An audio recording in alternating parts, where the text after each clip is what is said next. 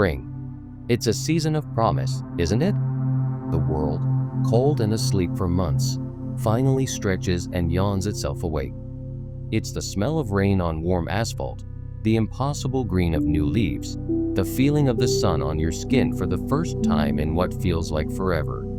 It's a time for new beginnings, for cleaning out the old and welcoming the new.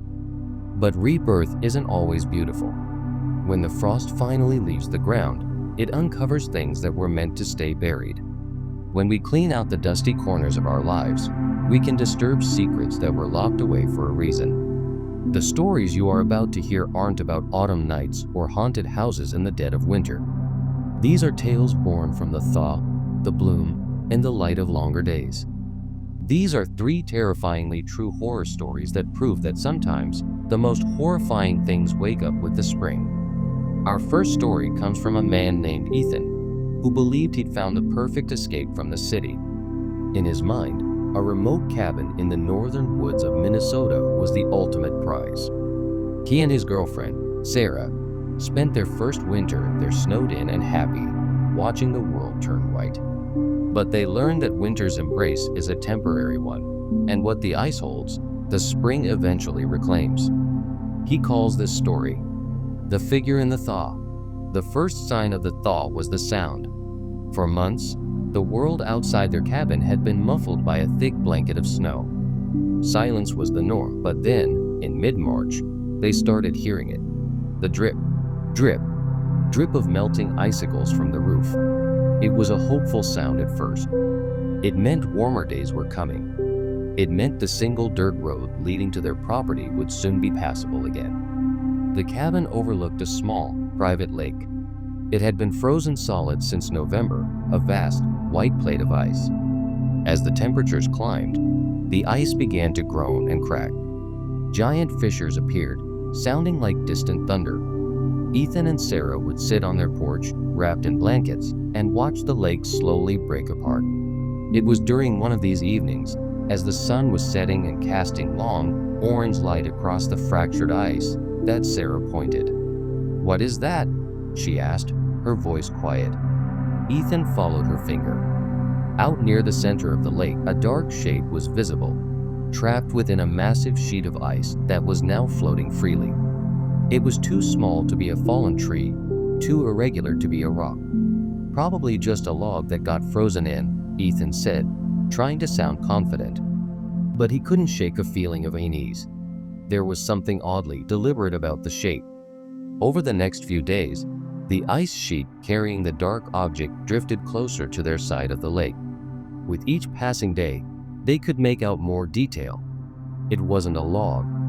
It was vaguely humanoid, but its proportions were all wrong. Long, stick-like limbs were bent at unnatural angles.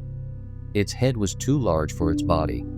It looked like a macabre scarecrow, hastily assembled and then discarded. "It's just some old junk," Ethan insisted, more to himself than to Sarah. "Someone's bizarre art project, maybe." The day the ice finally reached their shoreline, a nervous energy filled the cabin. They both watched from the window as the block of ice, now gray and porous, nudged against the muddy bank. The figure was lying on its side, half submerged in the frigid water. Ethan decided he had to know what it was. Pulling on his boots, he grabbed a long boat hook from the shed and walked down to the water's edge. As he got closer, the smell hit him. It wasn't the smell of decay, not of rotting flesh. It was the scent of wet, ancient wood and something else. Something metallic and sharp, like old blood. He used the hook to drag the thing further onto the shore. It was heavy, waterlogged. It was a figure carved from dark, gnarled wood.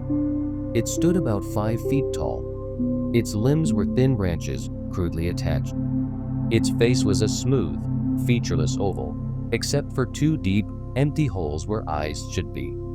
It wasn't an art project. It felt ceremonial, ancient. A deep, primal fear, cold and sharp, pierced through Ethan. He felt like he was trespassing on something sacred and terrible.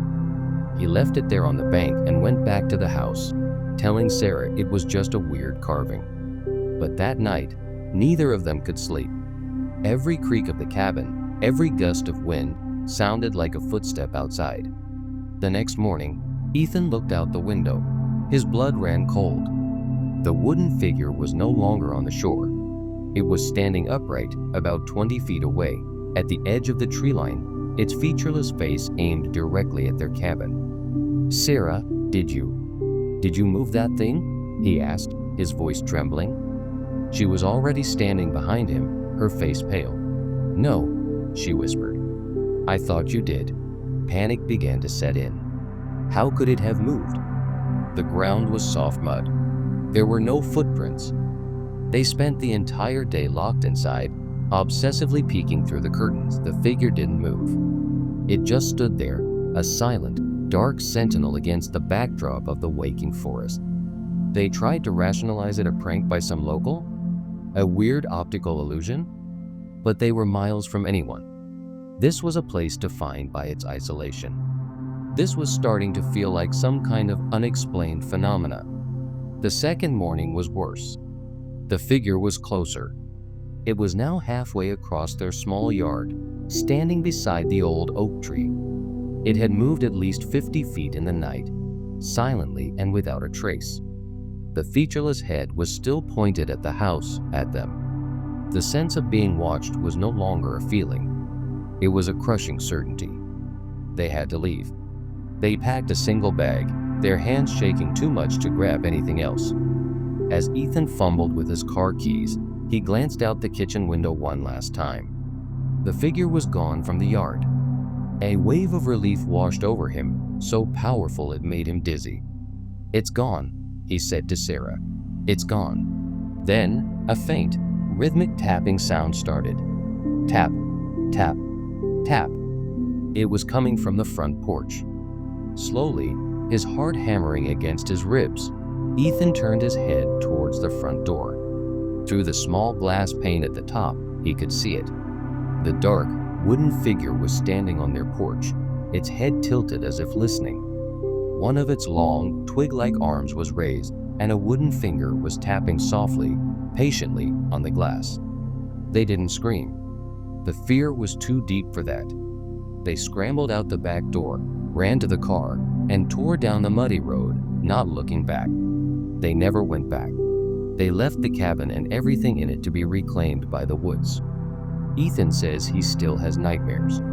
Not of the figure moving, but of it standing perfectly still, its empty eyes watching, waiting for him to come home. Spring is a time of cultivation. We till the soil, plant seeds, and wait for life to emerge. We trust that what we sow is what we will reap. But our next story, from a woman named Clara in rural Ohio, is a chilling reminder that some soil is soured by secrets and some gifts should be refused. She calls this the Murmuring Garden. Clara had always dreamed of a house with a garden. When she finally bought a small, old farmhouse on a few acres of land, the first thing she did was start planning. The previous owner had let the yard go wild, but that didn't deter her. For Clara, this was a blank canvas. This was her spring horror in reverse. She would turn something overgrown and chaotic into a place of beauty and order. Her new next-door neighbor was an elderly woman named Mrs. Elms. She lived in a perfectly manicured house, the kind with pristine flower beds and not a single weed in sight. She introduced herself to Clara over the fence one afternoon, her smile warm but her eyes seeming a little distant. "So wonderful to have a young person breathing life back into this place," Mrs. Elms said, her voice thin like dry leaves. "I see you have a green thumb." Clara laughed. "I'm trying at least. I have something for you," the old woman said, disappearing into her home. She returned with a small, cloth bag tied with twine. "Heirloom seeds. They've been in my family for generations. They grow exceptionally well in this soil." Clara was touched. She thanked Mrs. Elms profusely, and that weekend, she planted the seeds in her newly prepared garden bed. They were small, black, and oddly shaped, unlike any seeds she'd seen before. They sprouted in just 2 days. By the end of the week, they were a foot tall. Clara was astonished by their growth rate. The plants were vigorous, with thick, waxy leaves and winding, powerful-looking stems. But they were strange. They didn't seem to grow towards the sun like normal plants. Instead, they seemed to twist and coil around each other, creating a dense, tangled thicket. By May, they were over 6 feet tall, forming a living wall at the back of her property. They never flowered. They just grew, their dark green leaves so dense they blocked out all light. Clara started feeling uneasy about her garden. It didn't feel like a place of life anymore. It felt watchful. When the wind blew, the rustling of the leaves didn't sound normal. It sounded like whispering. She started having nightmares.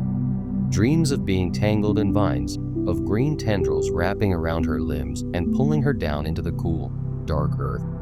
She'd wake up gasping for air, the phantom smell of soil in her nostrils. One evening, she was washing dishes, looking out the kitchen window at her monstrous garden. In the fading light, she could have sworn she saw one of the thick stems move. It wasn't swaying in the wind. It was a deliberate, serpentine motion, like a snake shifting its coils. She blinked, and it was still. She told herself it was a trick of the light. The final straw came a few nights later. A storm rolled in, and Clara was jolted awake by a loud scraping sound against the side of the house. It wasn't a branch. It was rhythmic, persistent. Scrape, drag, scrape. Terrified, she crept to the window and peered out into the rain-lashed darkness. One of the massive plant tendrils had detached itself from the main thicket. It had crawled across her lawn, thick as a human arm, and was now scraping its tip against the wooden siding of her bedroom wall, right below her window. She let out a choked cry and stumbled back. This wasn't natural. This was monstrous. The next morning, armed with a new resolve born of pure terror, she marched over to Mrs. Elm's house. She was going to demand an explanation. She hammered on the door, but there was no answer. She peered through a window. The house was empty. Dust sheets covered the furniture. A thick layer of grime coated every surface. The house looked like it had been abandoned for years.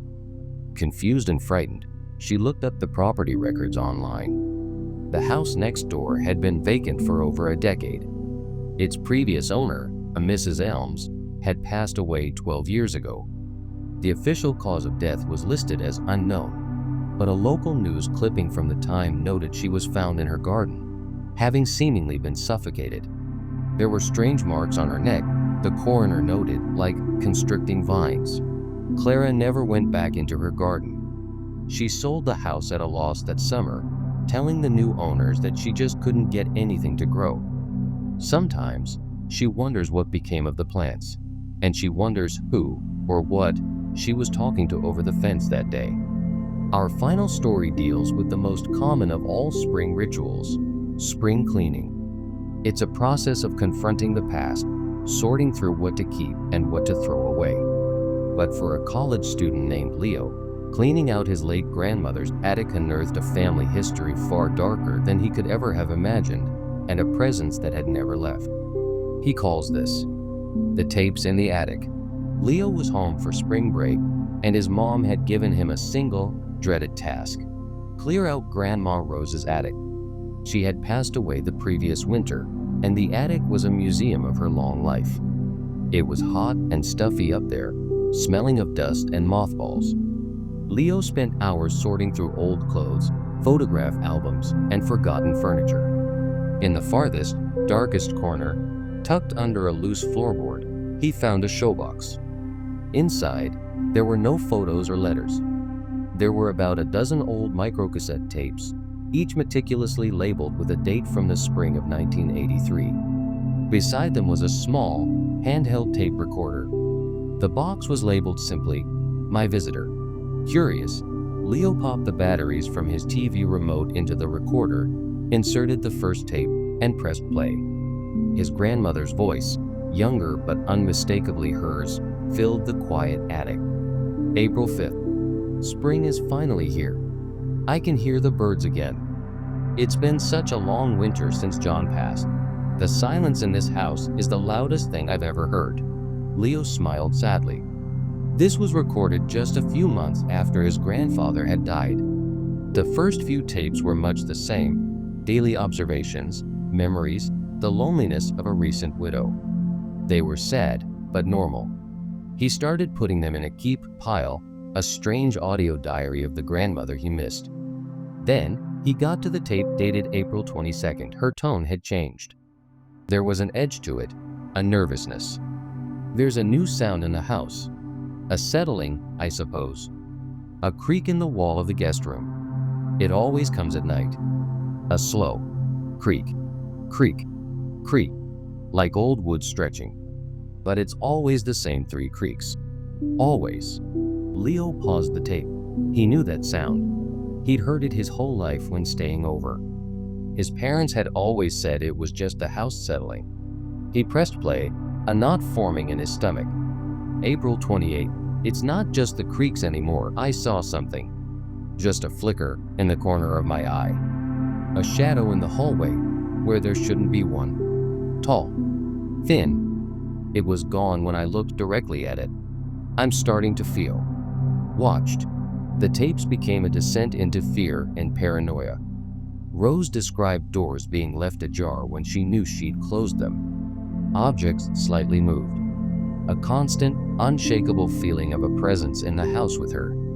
She stopped calling it a shadow and started calling it the visitor. She sounded terrified. Leo felt a chill despite the attic's heat. He was looking at the very hallway she described. He thought about the number of times he'd felt a prickle on the back of his neck in this house, only to turn and find nothing. He was listening to a timeline of his family's own true horror stories, hidden away on these little tapes. Then he played the second to last tape, dated May 15. Her voice was no longer scared. It was calm, resigned, and that was so much worse. I understand now. It was lonely, just like me. It doesn't want to harm me. It's just hungry. The fear is what it eats. I don't have to be afraid anymore. I just have to feed it. And now, the house is quiet again. It's satisfied. For now. The tape ended. Leo sat in stunned silence. What did she mean? Feed it? He looked at the final tape. It was unlabeled. His hand was shaking as he put it in the player. He pressed play. For a long moment, there was only static. Then, a single, raspy whisper. It was his grandmother's voice, but it was a dry, frail sound, as if forced from a dying throat.